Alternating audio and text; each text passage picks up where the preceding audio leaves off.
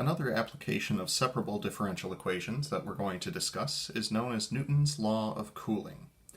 Now, technically, this should be more like Newton's law because it applies to both things that are cooling as well as things that are warming up.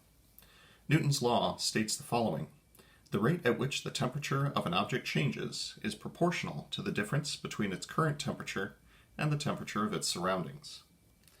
So with that in mind, we are going to define several different variables for this. We're going to let capital T be the temperature of an object. So maybe this is a frozen pizza in an oven. Maybe it's a freshly baked pie sitting on a windowsill. Perhaps this is a Pepsi that you've just decided to throw into the refrigerator or the freezer, depending on how bold you're feeling that day. We'll also define little t to be time. We will define T naught to be the initial temperature.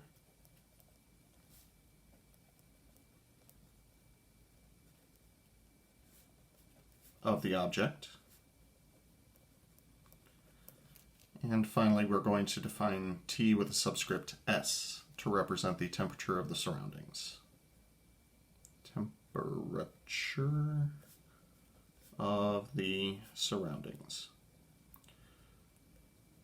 So when you take an object that is not currently at the temperature of its surroundings, what this is saying is that the temperature of that object will decay exponentially toward the temperature of its surroundings. So what we're going to do is set this up as a differential equation and then solve the differential equation. The rate at which the temperature of an object changes. As soon as we say rate, that's how we know we're dealing with a derivative, is proportional to K times the difference between its current temperature and the temperature of its surroundings. We'll also throw into here an initial condition that capital T of 0 is going to be equal to T naught. So here is our separable differential equation, and we're going to solve it very similarly to the method of the previous video.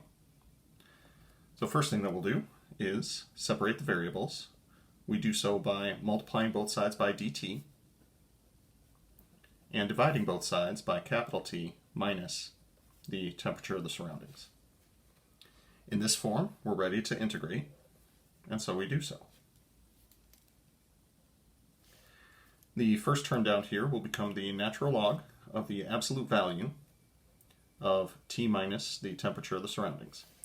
Because we have a subtraction of two temperatures, and because the temperature of the object could be lower than the temperature of the surroundings, for example, a cold beverage that is warming up as it sits on a coaster in your living room. That's why we have to have the absolute value in there. The right-hand side, similar to the last video, will become K times T, and then we'll see a constant of integration. Your options at this point, you can either solve for the constant of integration using the initial condition, or you can solve for capital T first.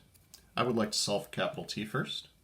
We do so by exponentiating both sides, and then using the same trick as what we did for the previous problem, we'll let capital C be equal to e to the c, which will give us the absolute value of T minus the temperature of the surroundings is going to be equal to capital C times e to the kt. Based on this definition, capital C must be positive.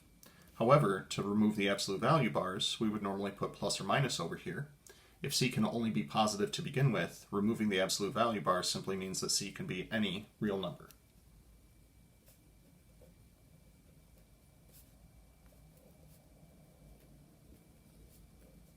C can be positive or negative. Then this seems like a really good point for us to solve for the constant of integration using the initial condition. So let's plug in little t equals 0, and big T is equal to T naught. So that tells us that T naught minus Ts is going to be equal to C times e to the k times 0. which would just be equal to C. That lets us know that capital C is going to be equal to T0 minus the temperature of the surroundings. Heading back up to this equation, capital T minus the temperature of the surroundings, this is going to be equal to the constant, which we just got to be T0 minus Ts times e to the kt.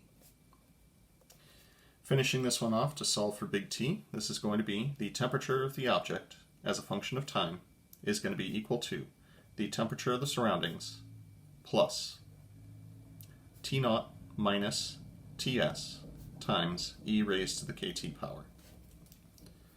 So a couple things that we get out of this. First off, k must be a negative value. This must be an exponential decay model. Also of note, if we plug in little t equals 0, we're going to wind up with the temperature being the initial temperature. And if we allow e to the kt to tend toward 0, which is what decay models do, this will decay toward the temperature of the surroundings, because this whole term would turn into 0. So we'll make one last little note here that k is negative. Now, we could have made that observation right at the beginning of the problem, because in this model, if the temperature of your object is greater than the temperature of the surroundings, we would expect the temperature to decrease. But T minus the temperature of the surroundings would be positive, so we would want K to be negative to ensure the negative derivative. If the temperature of our object is less than the temperature of the surroundings, this quantity would be negative, but we would expect the derivative to be positive because we want the temperature to increase. In that case, K would have to be negative, because then negative times negative would give us a positive first derivative. Once you have Newton's law completed, you can use this to make algebraic predictions about the future.